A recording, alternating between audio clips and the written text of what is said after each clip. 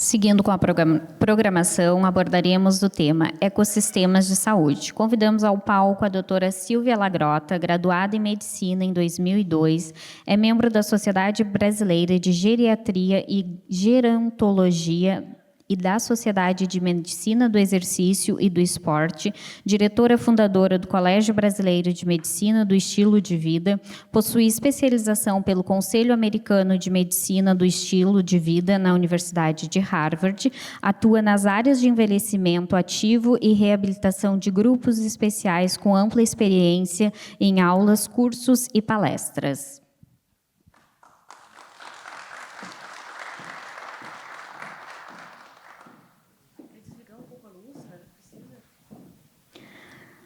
Seja bem-vinda, doutora, a palavra está à disposição. Obrigada, Mirelle. Bom dia, gente. Primeiro, eu quero agradecer ao Renato pelo convite, a Fran, a Tânia, a Mirelle, né, e a cidade de Pelotas, todo mundo muito receptivo. Eu sou uma carioca, mas meio gaúcha. 10 anos atrás, meu enteado veio para Caxias do Sul, casou com uma gaúcha, então eu tenho uma família, veio muito para cá, para essa região. Não na época do inverno, né? Porque, coitada de mim. Mas é um prazer estar aqui hoje. E eu sou muito interativa, então, assim, é uma palestra que eu vou falar sobre longevidade, sobre sustentabilidade de saúde, sobre ecossistemas, e depois, né, dessa apresentação da Fran, eu acho que a gente tem que ter realmente muita coerência em como a gente vai tratar a nossa saúde, até porque a gente nasce com 100% de saúde e, ao longo da vida, a gente só perde. Então, não existe dinheiro no mundo que consiga comprar saúde. Então, eu quero que vocês interajam, eu vou falar e, depois, no final, eu gostaria de receber muitas perguntas, tá bom?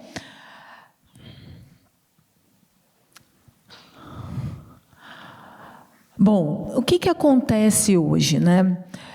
Eu tenho certeza que vocês já passaram por isso. Antigamente tinha um médico de família, né? Um médico que ia no casamento, ia no enterro, ia nas festas, e hoje está tudo fragmentado.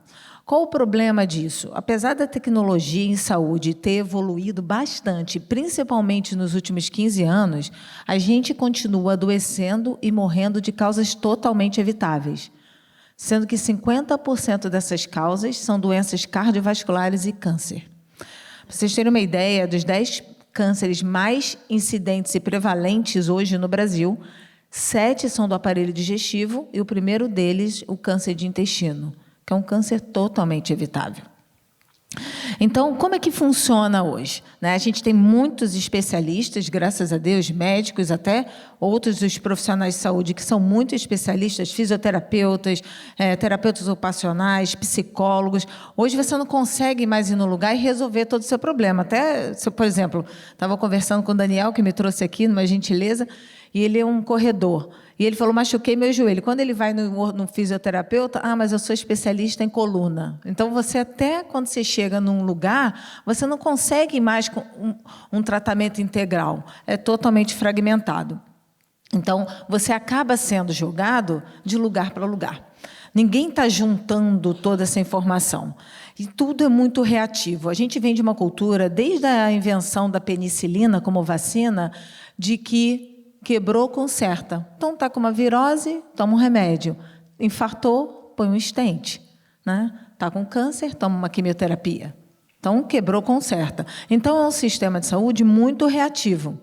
Então, a ideia é que a gente faça uma transição de uma coisa que seja de forma estratégica, que a gente consiga juntar esse todo para que a gente possa, com autonomia, tomar decisões relacionadas à nossa própria saúde. Até porque, mesmo que a gente tenha pessoas que cuidem da gente, a gente tenha uma assistência, né, dessa proporção que vocês recebem do fundo, médicos, amigos, familiares, no final do dia, quem está passando mal é a gente mesmo, né, com a nossa saúde. Bom, e aí, o que acontece? Hoje, o mercado de doença, porque a gente tem um sistema de saúde, não, a gente tem um sistema de doença, né? Não é de saúde. Então, tudo o que acontece, como é que a definição de saúde integral? A saúde integral é a relação equilibrada entre o bem-estar físico, mental e social. Né? Inclusive, mutilaram, né? Tiraram o social. Então, eu só fico falando de mental e físico, mas o social também. Né? Até porque nós, seres humanos, somos seres sociais, nós temos que relacionar com 150 pessoas de forma regular na nossa vida, todos os dias. E como é que a gente adoece hoje? Como é que a doença acontece? Hoje não é mais genético. Para vocês terem uma noção, o Alzheimer, a demência, né? Só 3% das doenças de Alzheimer são genéticas. 97% é por um estilo de vida ruim. Então, a gente adoece hoje de uma carga genética, com certeza, adoece de uma carga epigenética, quer dizer, o ambiente onde a gente vive. Então, por exemplo, vocês estão com muito mais saúde do que eu que moro no Rio de Janeiro. Com certeza. E também do nosso comportamento. Então, a gente tem que equilibrar de um lado a saúde integral e, do outro lado, a questão do adoecimento. Então, hoje, a medicina ela é centrada na doença, mas não deveria ser assim. Tem que ser centrada no indivíduo, tá? Na gente. Então, a gente tem que olhar o que está acontecendo comigo, e isso ser ventilado para toda a estratégia que a gente vai montar de tratamento ou de prevenção. Então, a gente imagina com a tecnologia hoje, gente, vocês não têm noção, eu tenho viajado bastante pelo mundo, né, porque acabei de fundar uma sociedade, né, que é a Sociedade de Medicina da Longevidade, e eu viajo muito para poder estudar sobre isso, e hoje é uma loucura. Hoje você paga um exame, $200, né, que custa R$1.200, e você entra numa máquina, e a máquina diz para você se você vai ter câncer daqui a 10 anos. É uma loucura. Tem muito tratamento avançado, muito diagnóstico avançado, tem a medicina pós-genômica, você faz teste de tudo. Está vindo da Coreia um vaso sanitário, que você faz xixi, dá uma descarga e diz o que se você precisa comer, por exemplo, 3 castanhas do Pará. É uma coisa muito maluca. Então, o sistema hoje de tratamento e tecnologia é muito avançado. Mas a gente não consegue uma resolução, né? Porque o básico foi totalmente esquecido. O que é o Homo sapiens? O que é a nossa naturalidade? O equilíbrio está entre a nossa naturalidade, o que a gente precisa ser, como gênero feminino, gênero masculino, e a nossa alocação social, a nossa normalidade, as nossas convenções. O equilíbrio entre isso é que é o norte para a gente conseguir usar toda a tecnologia disponível. Porque não adianta, é a mesma coisa, você compra um telefone, vou gastar um dinheiro, vou comprar um telefone super avançado. Aí você usa o telefone só para ligar. Aí você gastou R$5.000 no telefone e ele só liga. Melhor comprar aquele pequenininho, né, que custa R$200. Então, é mais ou menos isso que a gente tem feito com a saúde. A gente tem muita tecnologia. Hoje, uma paciente agora acabou de descobrir um câncer de mama invasivo, bem pequenininho, tem 11 milímetros. Ela vem fazendo exame de alta tecnologia, né? Chegou no Brasil uma mamografia por tomossíntese, um exame muito avançado, e a gente conseguiu pegar no início. Mas ela está dentro de uma jornada integrada. Então, ela consegue usar a tecnologia a favor dela, porque imagina ela fazer um monte de exame. Tem gente que faz exame e 6 meses depois descobre um câncer. Mas eu acabei de fazer exame, então, fez um teste ergométrico e 3 meses depois infartou. Então, a gente tem que saber usar essa tecnologia. E aí, o que acontece? A gente, como médico, profissional de saúde, e eu imagino que vocês também devam se sentir dessa forma, é o seguinte, parece que a gente está secando gelo, né? Então, é como se a gente lidasse com a saúde da seguinte forma: a torneira abriu, estragou a torneira, está vazando o chão da nossa casa, e a gente está secando o chão, chama todo mundo para secar o chão, mas não conserta a torneira. Então, é mais ou menos isso, é dessa forma que a gente lida, né, com a nossa saúde, e o sistema de saúde lida com os nossos desequilíbrios. Então, a gente trata as consequências, a causa raiz permanece intocada. Então, por quê? Eu pergunto para meus pacientes, né, quando o paciente vem, eu fiz uma residência em terapia intensiva, depois eu fiz geriatria, gerontologia, fiz medicina do esporte, fui para os Estados Unidos estudar medicina do estilo de vida, e agora estou estudando medicina de longevidade há 3 anos, fazendo um fellow. Então, quando o paciente chega no meu consultório, ele vem de diversos caminhos, e eu pergunto para ele: por que você acha que você ficou doente? Né? Por que você acha que você está com câncer? Por que você acha que você infartou? Porque as pessoas, né, a gente daqui a pouco, eu fiquei doente, não sei como. E é muito difícil, a gente tem que ter essa consciência. Como também propósito, saber a nossa espiritualidade, a gente tem que ter esse conhecimento nosso. Então, a gente tem um alto custo das coisas, com baixo impacto, e a gente desperdiça um monte de coisa. Por exemplo, compra um monte de remédio, tratou, conserta, a gente gasta dinheiro. Gente, antibiótico é muito caro, tudo é muito caro. Ninguém quer ficar doente porque, além do custo de não poder trabalhar, ainda tem um investimento em cima disso. Por mais que a gente tenha plano de saúde e assistência à saúde. A gente deixa de ficar funcional. E prejudica também, lógico, a nossa família. Eu sempre falo para todo mundo, inclusive falei lá em casa, falei, estou trabalhando muito, não quero ninguém doente, hein, porque senão vai me atrapalhar. Vocês podem dizer, se vocês me amam de verdade, eu quero vocês saudáveis. Então, hoje a gente tem, né, um burnout do sistema de saúde. A gente já passou do burnout do sistema de saúde. A gente tem uma epidemia de doenças crônicas não comunicáveis. A gente tem uma pós-Covid, porque a gente esqueceu a Covid, tem 5 anos, mas a Covid virou uma doença endêmica, onde as pessoas têm Covid ainda, só que só tem o pós-Covid. Hoje a Covid não mata mais. Né? A gente tem o envelhecimento da população, que é uma coisa super positiva, não é uma coisa ruim, mas ela é super positiva, mas a gente tem que entender o que isso, né? Nós estamos ficando mais velhos e a gente está consumindo mais.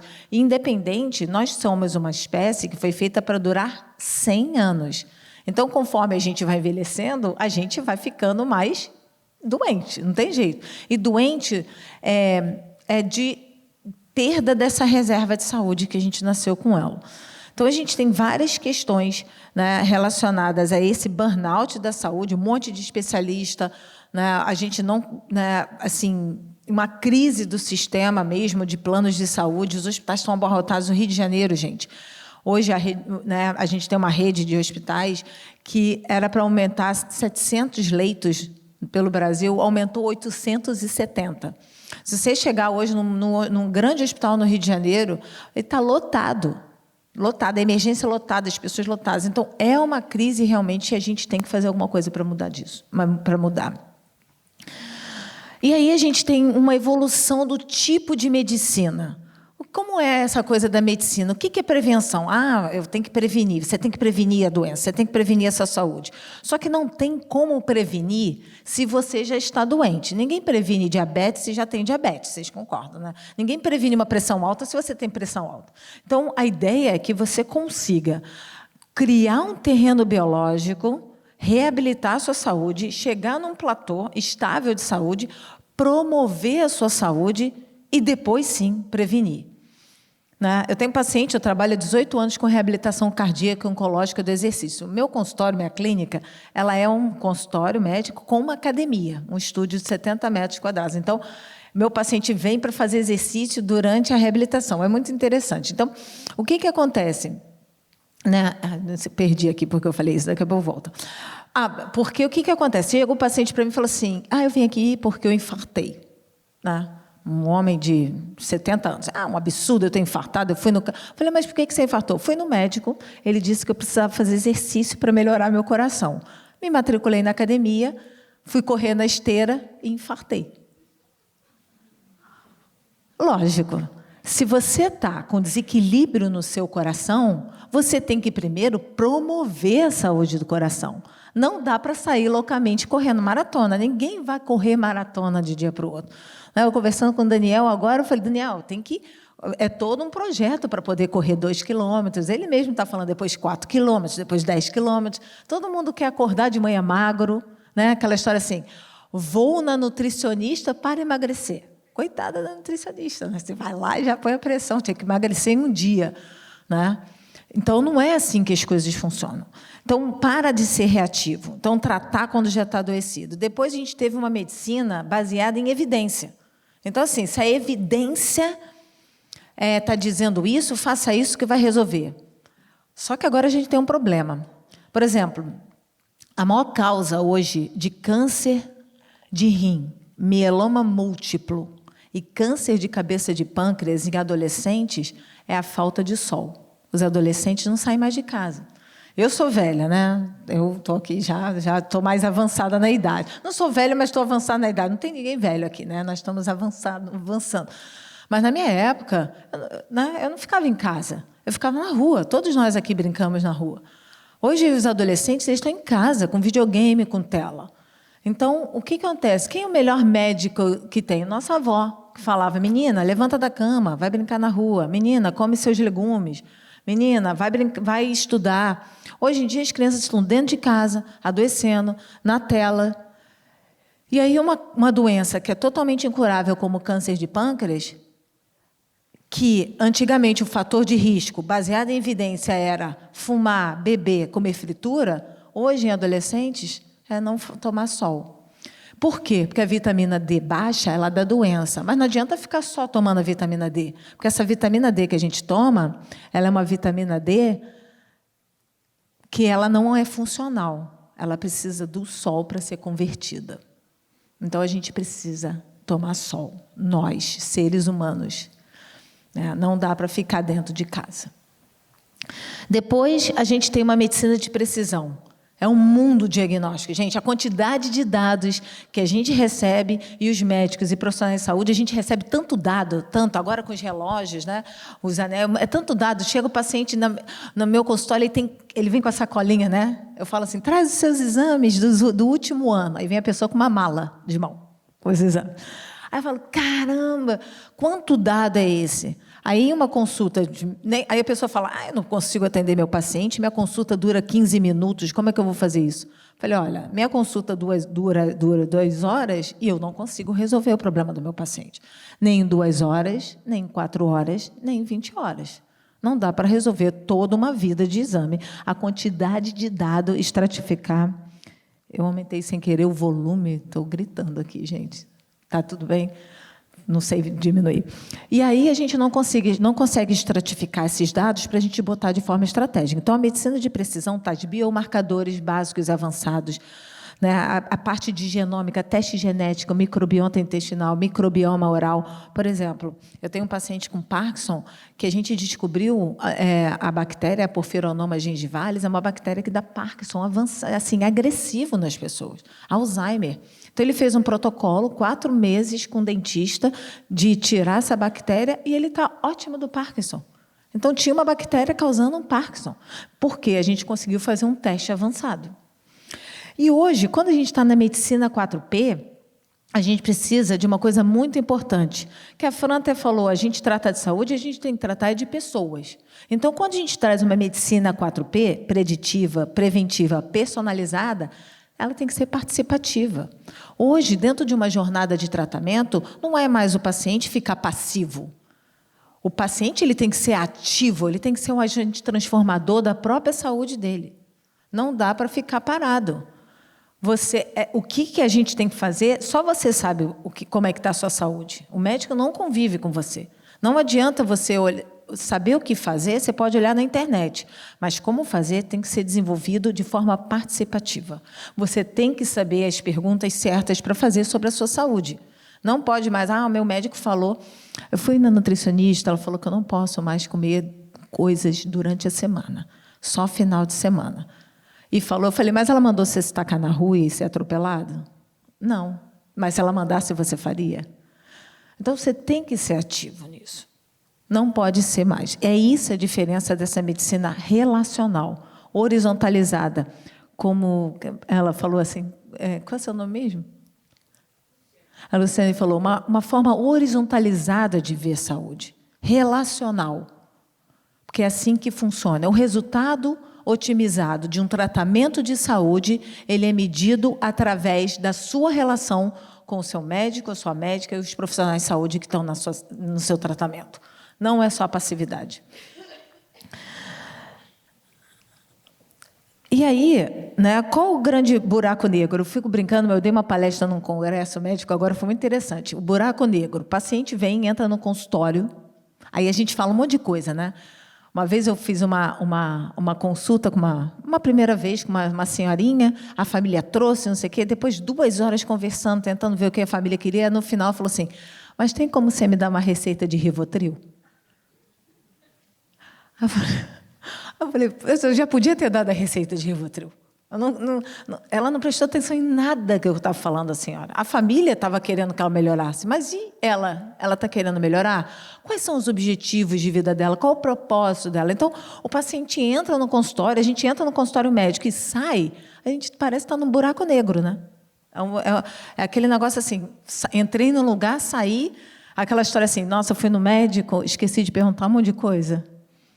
Ontem mesmo minha irmã me ligou, levou meu pai está fazendo 88 anos hoje. E ele é uma figura. Então, assim, ele tem vários problemas, mas ele quer fazer uma cirurgia de joelho. Aí minha irmã foi lá, levou ele para operar o joelho. Mas não vai poder operar, né? Porque vários problemas de saúde. E aí, ele chegou no médico, ele contou a vida dele, que o pai dele tinha fábrica de manteiga, que era um imigrante italiano e foi para Minas Gerais. E aí chegou em casa e perguntou, esqueci de perguntar para o médico se eu posso tomar Novalgina. Então, isso acontece de verdade. Então, como é que você pergunta? Você pegou o telefone do fisioterapeuta? Você pegou o telefone do médico? Não, as pessoas não pegam o telefone de ninguém. Eu falei, gente, como que você se relaciona com as pessoas? Então, hoje, né, o check-up hoje, né, sem uma jornada, né, sem plano de ação longitudinal, sem plano coordenado de tratamento, os dados sem nenhuma estratégia, você tem um monte de resultado de exame, você faz exame. Imagina, vem com aquela malinha, exame, que tanto exame é esse? A pessoa fica lendo aquilo ali, e você põe, hoje ainda tem o chat GPT, né? Você põe o exame no chat GPT. Essa paciente mesmo do câncer de mama, ela falou assim, eu não vou tomar nenhum remédio, hormônio, tamoxifeno, não vou tomar, porque eu vou ficar com muita dor. Você está adivinhando isso? Você nem começou o tratamento. Eu sei que eu vou ficar e eu vou falar, já vou falar logo, vou falar com meus filhos, que eu não vou tomar remédio, que eu não vou ficar com dor, prefiro morrer de câncer. Eu falei, olha, para de botar, eu acho que você tem que botar no chat GPT, mas você está muito ansiosa, eu entendo, vamos esperar para ver o que vai acontecer. Então, é muita informação técnica que vem naqueles exames, e, gente, nem o próprio médico consegue. Tem que ter calma. E o paciente está, né? O paciente, imagina, se a gente está com muita informação, o paciente, então, está completamente perdido. E fica vulnerável, sim. A gente tem que ouvir o paciente, sim. A gente tem que ouvir as pessoas, sim. A escuta ativa é muito importante, a gente vai ver daqui a pouquinho. E aí, hoje, a saúde baseada em valor. Hoje, as pessoas não conseguem voltar. Tem um dado muito interessante, está falando ali da consulta nutricional, estava prestando atenção. Dos 100% que fazem consulta de nutrição, 40% retornam na nutricionista. E 0% para a terceira consulta. 0. Ninguém volta 3 vezes na nutricionista. Eu tinha um paciente meu, que era um pastor, ele era bem gordinho, né? Ele queria emagrecer. Aí ele falou assim, 40 anos, eu venho aqui para o seu programa, mas seu programa tem nutricionista? Eu falei, olha, mas para que você precisa de uma nutricionista? Porque eu preciso emagrecer. Eu falei, mas você nunca foi na nutricionista? Eu fui a vida toda. Eu falei, mas você emagreceu? Ele ficou pau da vida comigo, mas o que você está querendo realmente? Né? Qual é o valor agregado que você está percebendo no seu médico? Qual o valor agregado que você está percebendo no profissional de saúde? O paciente tem que ver esse valor agregado, ele não consegue entender. Ele não consegue. Por quê? A gente passa exame, a gente passa remédio, a gente passa cirurgia, mas a gente é um passador. Não tem mais uma coisa de falar, vamos ver o que está acontecendo. Então, o valor ele está no desfecho e custo ao longo do tempo. E não é só valor em dinheiro, gente, é valor de qualidade de vida. Tá? Então, o que importa é o desfecho mensurável para o paciente. Ele tem que entender que aquilo ali está fazendo sentido, porque só é sustentável se fizer sentido para ele. Ninguém fala assim, olha, eu queria jogar futebol. Não, para você é melhor dançar balé. Fala, Renato, não pode, larga tudo que você está fazendo, vai dançar dança de salão com a sua esposa. Eu odeio isso, a sua esposa vai adorar, que eu falei. Vai fazer 1 vez, 2 vezes, a terceira vez, e fala assim, a Silvia estava maluca, falou, aquilo foi só para te agradar, não vou fazer nada disso. Não é sustentável, não adianta. Né? Tem que ter longitudinalidade, porque tem que ser a curto, médio e longo prazo, a gente tem que ser a visão temporal das coisas, a gente precisa de mudança, o ser humano, quando está doente, ele é igual um Boeing, não dá para virar correndo. Tem que fazer uma curva gigante, tem que ser medido, tem que ser com calma. E depois, menos desperdício e mais saúde por real investido, isso também. Tá? Isso é estratégico. E aí eu vou fazer uma brincadeira com vocês rapidinho. Eu acho que a Fran, quem me viu aqui lá em Floripa, deve ter feito essa brincadeira. Eu quero que fique todo mundo de pé. Vamos levantar.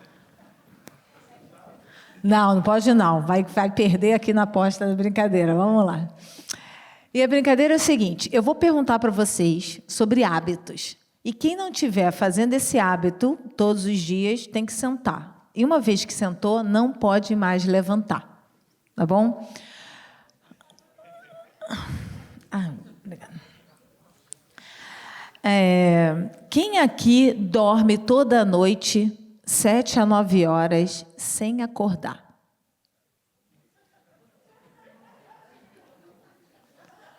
Jesus. Gravida. Alguém está filmando isso, gente? Pelo amor de Deus. Olha isso. É bom que vocês são honestos, né? Já fui a palestra, todo mundo rouba. Dei uma palestra na Petrobras, todo mundo roubou. Ficou todo mundo em pé. Gente. Quem aqui come de 3 a 5 porções de fruta ou 10 a 15 porções de legumes e vegetais todos os dias? Não, mas não pode mais levantar. Não está dormindo, não pode. Vamos lá. Quem aqui toma sol todo dia, 20, 30 minutos?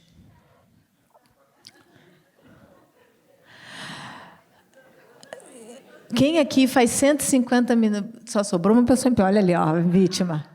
Quem aqui faz 150 minutos de exercício aeróbico por semana? Está fazendo, vamos lá. Quem aqui não fuma nem bebe, né? Ou bebe um pouquinho? Tá bom, mas não pode fumar. Quem aqui... Você tem uma técnica clara de gerenciamento de estresse? Quando você está muito estressado, você tem como sair desse estresse? E a última pergunta é: você se relaciona de forma cúmplice com mais de 75 pessoas, todas no seu cotidiano, não é todo dia? Você tem uma rede de suporte? Então, uma salva de palmas.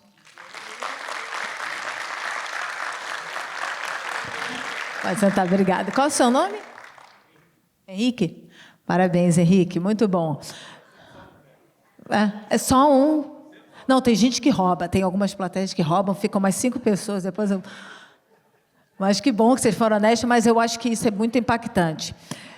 Bom, gente, isso que eu falei são os pilares da medicina do estilo de vida.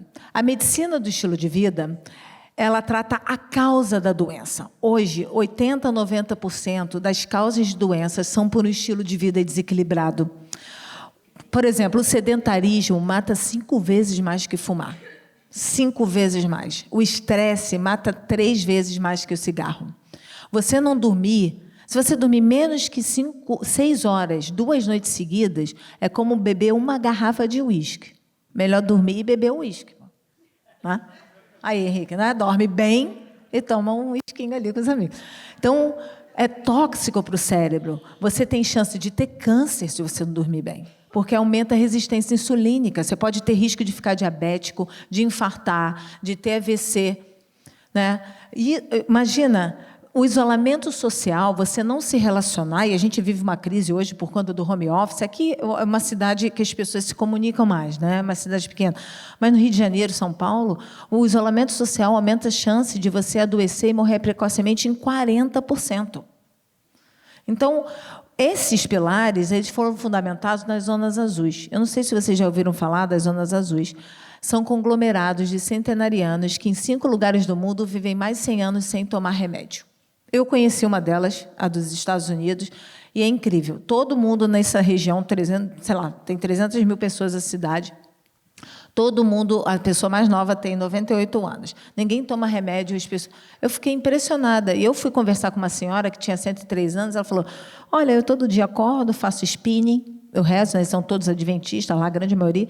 Eu rezo, depois eu faço spinning, depois eu vou fazer trabalho voluntário. Mas eu estou preocupada com a minha filha. Eu adotei uma filha, ela tem 76 anos. Nossa, 103, adotou uma filha de 76. E ela está hipertensa. Então, assim, aí a gente fala: nossa, então existe uma forma de você conseguir construir um caminho sólido de saúde. A gente tem 2 casos interessantes aqui. Eu trouxe um pouco uma ilustração, né? Porque eu sabia que tem alguns gestores aqui. Mas a gente tem a Kaiser Permanente, é um plano de saúde nos Estados Unidos, onde eles fizeram um trabalho ao longo dos anos de um processo de jornadas através desses pilares e gestão longitudinal de intervenções de saúde. É muito interessante, gente, porque quando você reduz, né, a causa base, você faz essa parte toda de construção, além de você reduzir, né, porque 80%, 90% das doenças são por estilo de vida ruim, você reduzindo e chegando no platô, você ainda tem uma melhora de vida de 40%. Então, são mudanças drásticas nos resultados e nos números dentro de um grupo de pessoas. Então, são bem legais, né? Esses números são bem legais. E o outro de Singapura, eu tive agora num congresso em Copenhague, e foi muito legal esse trabalho do Instituto de Envelhecimento. Eles fizeram um estudo de 30 anos na população de envelhecimento. E o que foi mostrado nesse estudo, que os 10 últimos anos de qualquer indivíduo são sem nenhuma autonomia e qualidade de vida. Não importa se você morreu com 60, com 70, com 80. Os últimos 10 anos, todo mundo está com dor, todo mundo está tomando 2 a 3 remédios, todo mundo tem 1, 2, 3 doenças crônicas. Isso é um absurdo, porque se você trabalha a vida inteira, chega uma hora que você quer aproveitar a sua vida, você também quer viver a vida, né? Você quer estar com seus familiares, e na hora que você vai aproveitar a vida, você está tratando doença. Então, realmente, alguma coisa tem que ser diferente. Então, esses casos são estudos muito interessantes, que trazem uma base para a gente se motivar a fazer alguma coisa diferente. Não dá resultados diferentes, escolhas diferentes. Não dá para ficar fazendo a mesma coisa. Bom, e aí o modelo antigo, né, que está aí, ainda é antigo, mas ainda está acontecendo, é essa coisa de consulta episódica. Toda vez que você vai no médico, parece que começou uma nova consulta, né? E quando você vai a médicos diferentes, você imagina, me conta o que aconteceu com você. Você fala, meu Deus do céu, ninguém falou com ninguém. Ou então, assim, aí você pega os resultados do exame, aí você vai para o oftalmo, aí você vai para o endócrino, aí você vai para o fisioterapeuta, aí você vai para o personal trainer, você vai para o nutricionista. Eu tinha uma paciente minha que ela foi na nutricionista, e ela falou que estava com uma dor no quadril. Aí a nutricionista mandou no ortopedista, né, para ajudá-la, amigo dela. E aí o ortopedista falou que não era um problema de quadril, não era ortopédico, era uma doença autoimune. Aí mandou para o reumatologista. Quando ela voltou em mim, porque ela tinha abandonado o programa dela, porque eu tenho um programa que eu acompanho o paciente anos e anos. Ela estava tomando corticoide em altas doses. Eu falei... Aí ela me contou essa história, eu fiquei um pouco chocada. Então, uma coisa episódica não dá para ver o todo do paciente, né? Então, acaba sendo uma intervenção reativa e o paciente ele fica sendo um receptor passivo. Hoje, o modelo que a gente tem que transformar é essa atividade. A jornada é contínua, o paciente é totalmente ativo, ele tem que saber que sedentarismo mata 5 vezes mais que o cigarro. Então, você não precisa sair por aí correndo, mas se você caminhar 10 minutos todo dia, depois que almoçar, com a roupa mesmo. Com a roupa mesmo. Acabou de almoçar, caminha 10 minutos, depois tomou café da manhã, 10 minutos, gente, 5 minutos. Você vai fazer uma diferença enorme dentro do seu corpo. Depois eu vou vir aqui dar uma outra palestra de como isso funciona dentro do corpo. O nosso cérebro, ele gosta que a gente faça isso. O nosso corpo, o nosso organismo, ele tem uma capacidade de se curar sozinho, com tanto que a gente permita. Se a gente parar de dar os estímulos errados, a gente fica saudável, porque a nossa espécie tem que durar 100 anos. E a gente está morrendo com 50. Todos os dias, tem milhares de pessoas fazendo diagnóstico de câncer de pulmão com 25 anos de idade. Metade dos cânceres de pulmão, hoje, são de pessoas não fumantes. Então, é uma coisa assim, muito absurda. Muito grave. E aí, quando a gente faz esse modelo circular, né, essa cuidado longitudinal, a gente consegue uma intervenção preventiva, porque a gente reabilitou, a gente promoveu, e aí a gente consegue entender exatamente quais são os pontos que a gente tem que monitorar para que a pessoa não adoeça. E aí, a nossa saúde ela não é individual, precisa de um ecossistema inteiro, a gente precisa parar de fragmentar o ecossistema. Então, os médicos eles precisam ter essa coordenação clínica, né, fazer diagnóstico de precisão, entender todos os dados e o momento de colocar esses dados, o momento de intervir com esses dados. Não adianta tratar tudo ao mesmo tempo. O paciente chega no consultório do médico ou por estética ou por performance ou quando está doente. Ele nunca vai chegar e falar assim, vem aqui, doutora Silvia, porque eu quero fazer um exame que talvez eu possa infartar daqui a 5 anos. O paciente não tem essa consciência, nem a gente tem essa consciência mesmo. Nós, médicos, a gente está todo mundo burnoutado, está todo mundo dormindo mal, está todo mundo trabalhando em excesso. Não é só o paciente. A gente tem que ter essa consciência, essa clareza. Tem que ter essa multidisciplinaridade. Eu penso mais em transdisciplinaridade até com outras profissões, como pedagogos, como arquitetos sustentáveis, né? Trazer pessoas que possam agregar educação financeira. Tudo isso faz parte da saúde integral. Tecnologia, né? Entender o que está trazendo, né? Essas plataformas digitais. Tem milhares no mercado agora, inteligência artificial. Né? Assim, é um absurdo. Então, um monte de modelo que é descarregado, esses relógios todos que as pessoas usam, que medem passos. Antigamente tinha que dar 10 mil passos. Aí foi agora mostrado que 10 mil passos estraga o joelho, são 6 mil passos. Então, isso tudo tem que ser monitorado. Não tem como acompanhar tanta informação e tanto dado. E os biomarcadores, os resultados, eles têm que ser métricas orientando para decisões. Eu tenho tempo ainda, gente, porque se deixar, como eu falei, eu vou falar 3 dias seguidos, workshop. Então, quanto? Então tá bom. E aí a gente tem que personalizar, né, o cuidado adaptado ao perfil genético, clínico, comportamental do paciente. Como eu disse, o paciente tem um próprio comportamento. Você não pode exigir do outro que, né, o que faz sentido para você, o outro vai fazer. Então, a pessoa tem que comer fruta. Um gosta de banana, outro gosta de maçã. Então, tem que ser adaptado. Tá? A redução, essa eficiência, né? Redução de duplicidade e desperdício assistencial. Então, toda vez que você vai no médico, o médico pede um exame para você. Aí o paciente chega com você, além dele gastar, né? Fazer assim, um monte de exame, ele fica sofrendo aquela radiação. Faz 3 tomografias, 5 raio-x. Aí eu falo, gente, que tanto... Aí toma um monte de remédio. Gente, eu tenho um paciente que só de eu suspender o remédio, ele fica curado. É uma coisa, assim, seríssima. Né? Um monte de remédio, a pessoa está tomando um monte de remédio, dá um monte de efeito colateral. E hoje, com essa coisa de hormônio, chip de hormônio, performance, suplemento, né? Eu estava conversando com uma amiga minha que é patologista, uma das maiores causas de insuficiência hepática é tomar maca peruana. A pessoa fica tomando maca, disposição, vamos correr, aí está com insuficiência hepática. Né? Montar protocolos inteligentes, né? E escalar ele de forma qualitativa. Obrigada. Né? E os desfechos serem mensuráveis, para que se justifique um investimento nisso. De energia, de dinheiro, tem que medir, gente. Tudo tem que ser medido e tem que ser... E o paciente tem que saber, a gente tem que saber, todo mundo tem que saber o quanto está sendo investido, de todas as formas, em cima dos resultados. Então, um paciente chega no consultório, ele faz um mapa de saúde, ele faz uma estratificação, ele faz uma classificação, eu monto um plano de tratamento personalizado de 12 meses e a gente faz cortes e periodização a cada 3 meses. Ele tem metas claras, ele tem que ser participativo, não adianta mais receber uma informação, não conseguir fazer. E assim, senão vai ficar andando de lado, não vai andar para frente. Então, o que está acontecendo hoje é que, por mais que tudo tenha melhorado, as pessoas ainda estão doentes. E é doente mesmo, porque a gente só sabe o que é doença quando a gente fica doente, gente. Não tem jeito. Não tem jeito. Doente é assim, eu estou com... E hoje as doenças são inflamatórias. Então, a pessoa tem câncer, Alzheimer, infarto, é a mesma coisa para o organismo. O tratamento é o mesmo, é construção de terreno biológico. Né? Hoje, o sobrepeso...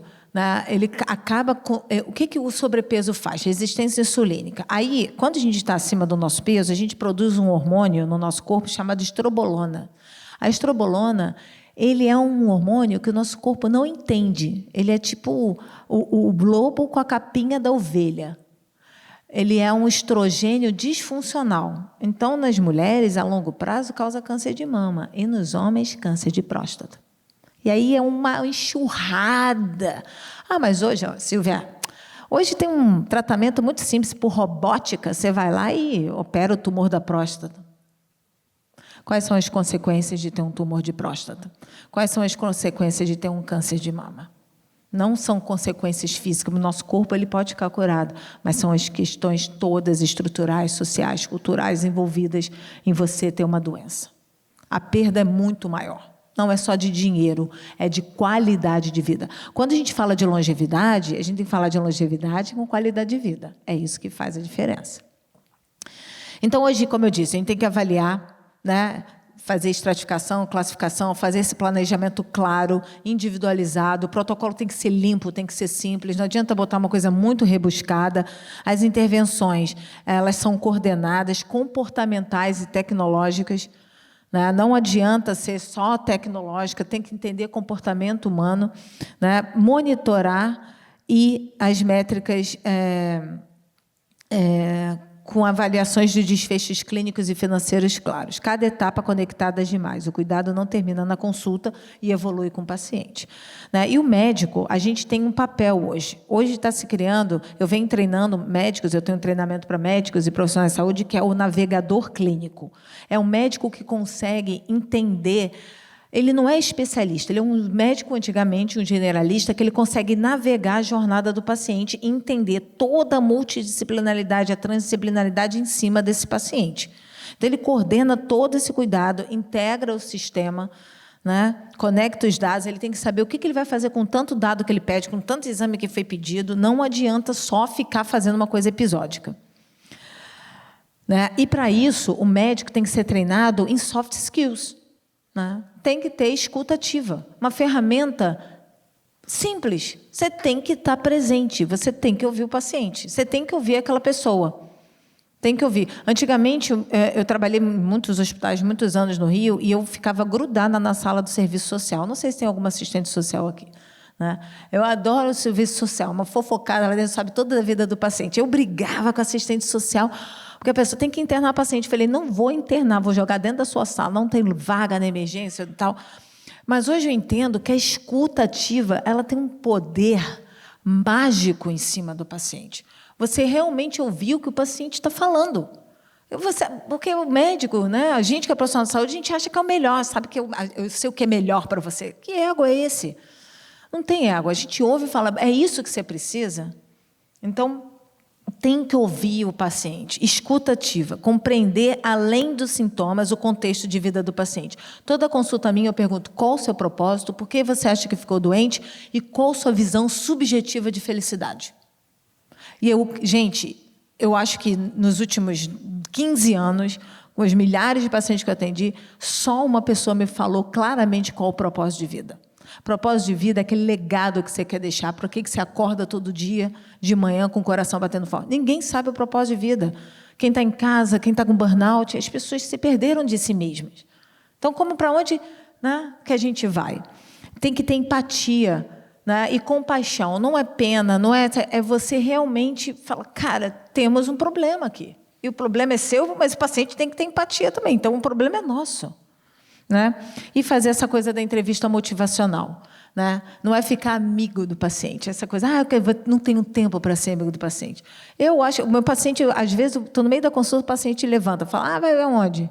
Vou embora, não acabou? Eu falei, não acabou, não sei quando vai acabar isso aqui. Eu falo para os médicos, você marca um retorno em 15 dias. O retorno é quando você acha que tem que ser o retorno. Se foi uma semana, é uma semana. Se foi em 40 dias, 40 dias. É para a sua performance. Não é porque o plano de saúde ou porque o sistema está mandando retornar em 15 dias, você vai falar 15 dias, 14 dias, amanhã tem que voltar.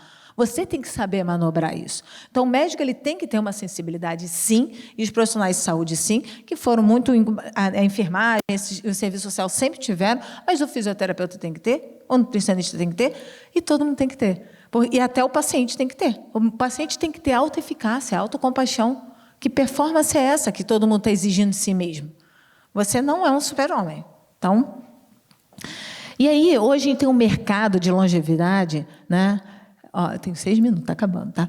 Eu tenho um mercado de longevidade que é assim, gente, é trilionário, é um absurdo, né? Porque a gente vive mais, tem economia prateada, né? Às vezes a gente pinta a economia prateada, mas assim, são pessoas que estão vivendo mais, vivendo melhor, né? Tem muita coisa que a gente pode fazer, e não é só a economia prateada, tem um mercado novo surgindo, que é o NOTE, que é uma sigla em inglês para as novas tendências em relação à longevidade. São pessoas que estão consumindo coisas para a longevidade, né? New Older Living Tendencies, que, assim, eu estava nesse congresso, eu tenho um grupo alemão que eu trabalho com eles, assim, são trilhões e trilhões de dólares, todo mundo querendo consumir suplemento, todo mundo quer ficar melhor.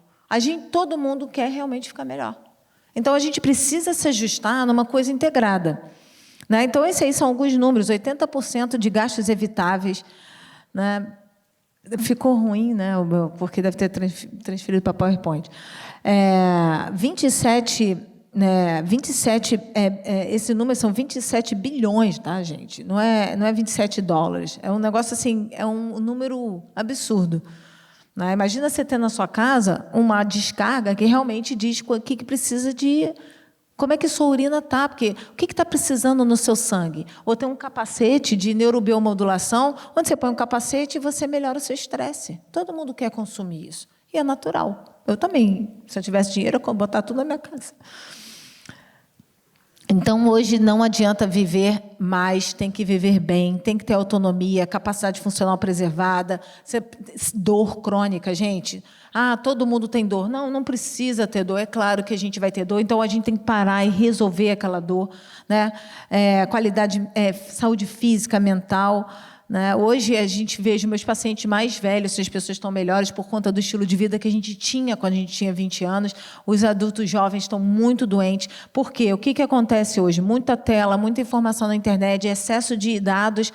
A gente despersonificou, a gente projeta a nossa saúde lá fora, a gente projeta comparativamente as coisas. Tem um estudo que é do Robert Walding, um psiquiatra, que deu origem ao livro O Jeito Harvard de Ser Feliz. E... eu assisti uma palestra dele ano passado em Harvard e foi muito interessante, porque ele falou, imagina o alienígena chegando aqui olhando o Instagram das pessoas e fala, nossa, esse povo aqui é muito feliz nesse planeta, né? Ele ia pensar isso. Então, ele coordena esse estudo mais longe, né, mais longitudinal de todos, tem 100 anos de estudo, né, e mostra que, no final da vida, o que vai importar é a qualidade e a quantidade de amigos que você tem. São os relacionamentos. Então, tem que trabalhar a nossa naturalidade de ser humano. Você tem que se manter saudável, você tem que se manter útil para a sua comunidade e saudável para a sua família. Você tem que viver a sua vida bem, para você e para todo mundo. Vou passar um pouquinho aqui, né, falar um pouquinho dessa coisa de monitoramento. Então, o futuro, gente, da saúde é agora, não tem mais futuro. O futuro já chegou. Você tem que aprender a navegar a sua saúde. Não adianta ter um monte de dados, não adianta ter diagnóstico. Diagnóstico não faz diferença. Nossa, tenho pressão alta. Nossa, tenho diabetes. Todos estão classificados como doenças crônicas não comunicáveis inflamatórias. Então, hoje você já sabe, se você tem diabetes, é a mesma coisa que a pessoa que tem um câncer. Não faz diferença para o corpo. O que difere é o tipo de tratamento. Mas é a mesma coisa para o organismo. Tá? E aí, a ideia que a gente tem, como um ecossistema equilibrado, é construir saúde ao longo de uma vida toda. Desde que a gente nasce, a gente vive e a gente morre. A gente tem um período longitudinal. E tem que ter qualidade. Tem que manter a nossa reserva. E aí eu trouxe um vídeo. Esse vídeo é o seguinte. Há muito tempo, quando eu comecei a falar nisso, eu não sei se vocês já leram, né? Já viram o filme da Alice nos Países das Maravilhas, mas o Lewis Carroll, ele traz essa parte do filme que é muito interessante. Mas é graças a Deus, né? A gente é ser humano, graças a Deus. Essa tecnologia, nenhum robô vai mandar na gente. A gente estava na... Eu não sei, essa coisa de inteligência artificial, eu estou montando um modelo de agente de inteligência artificial, eu não sei, eu tenho um pouco de receio. Eu gosto muito de ser humano, eu sou apaixonada, né, por seres humanos. Então, tá com som?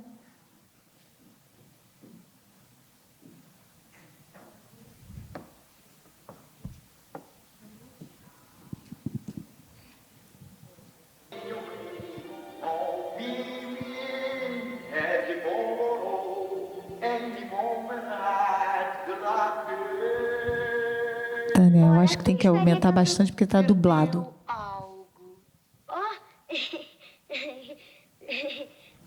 Não, isto é, eu estava pensando. Estou muito bem. Um momentinho.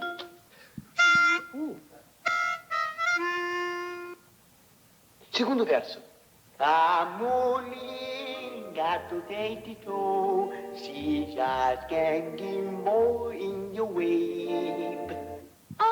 Você é um gato? Mestre gato. Oh, Mimi, and the bololo. Espere, não vá, espere. Muito bem. Terceiro verso. Não. Obrigada, mas eu só queria saber que caminho tomar. Isso depende. do lugar aonde quer ir. Oh, realmente não importa, desde que eu... Então, não importa que caminho tomar.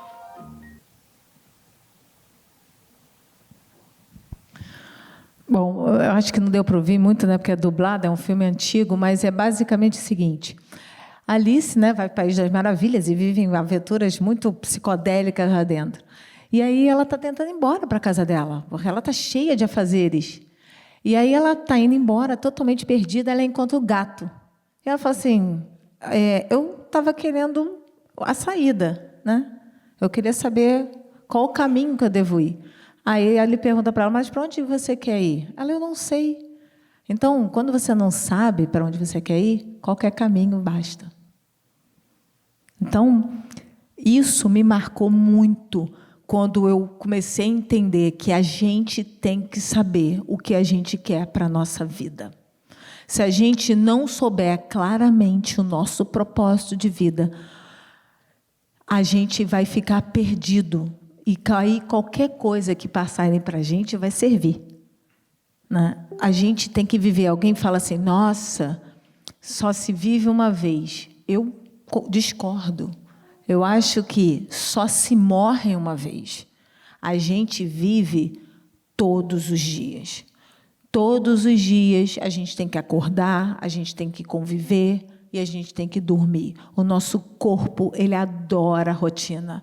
Ele adora acordar e dormir todos os dias, ele adora comer coisas nutritivas, ele adora fazer o exercício. A gente tem que caçar para a gente poder comer. O dia que a gente ficou sentado, nosso corpo não gastou caloria. Não dá para comer, vai estocar. A gente tem que tomar sol. O sol é um alimento que é bom para o nosso corpo, para o nosso sistema imunológico. E quando a gente sai da nossa realidade, a gente começa a pensar no futuro, a gente tem ansiedade.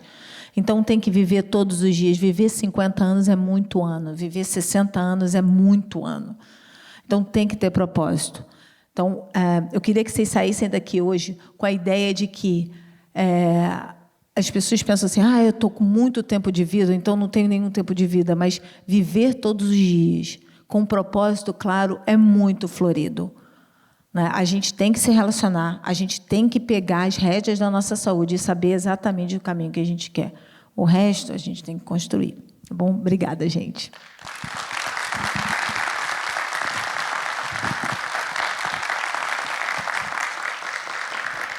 Bom, fizeram uma pergunta aqui, né, do exame para descobrir sobre a porfironoma gingivalis. Né? É um exame que é feito pelo dentista. Né? É um exame hoje que nenhum plano de saúde cobre. E tem um laboratório específico, tem 2 laboratórios específicos. Tem um que é de Santa Catarina, que é muito bom, de Florianópolis, e é o dentista que faz. Né? Ele é uma bactéria que fica no nosso dente, chama porfironoma gingivalis. E aí você faz um tratamento. Mas o ideal, gente, dentista, né, já tem aqui a limpeza de dente a cada 6 meses, vamos aproveitar, porque a gente tem que manter a microbiota do nosso corpo toda equilibrada. Então, assim, quando a pessoa tem Alzheimer e já tem Parkinson, faz parte de uma jornada de tratamento você investigar a microbiota oral. Né? Às vezes, a gente parece que está tudo bem, mas a gente tem várias bactérias que estão causando desequilíbrios, mandando mensagens inflamatórias e toxinas para o nosso organismo. Então, tem que, sim, ter bastante cuidado com a questão da microbiota oral. E a microbiota intestinal também.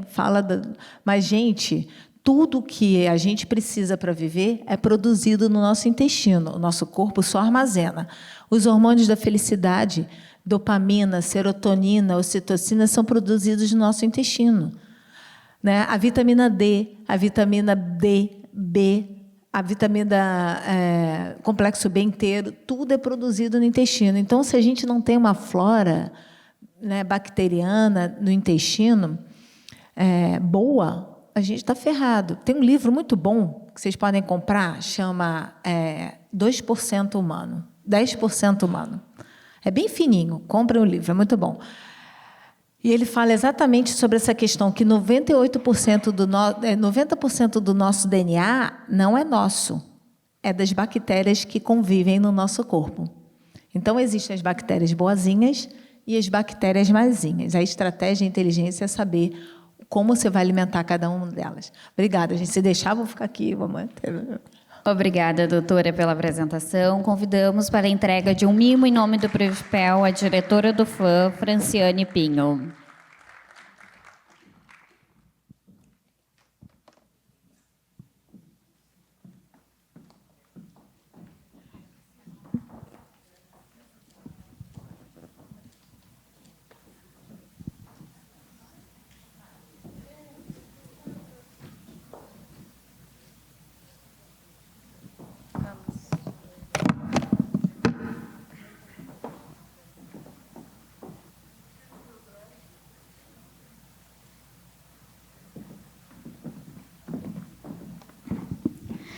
Senhoras e senhores, faremos agora uma pausa para o coffee break. Convidamos todos a se dirigirem ao hall de entrada, onde o serviço está disponível. O intervalo terá duração de 20 minutos, após retornamos com as atividades.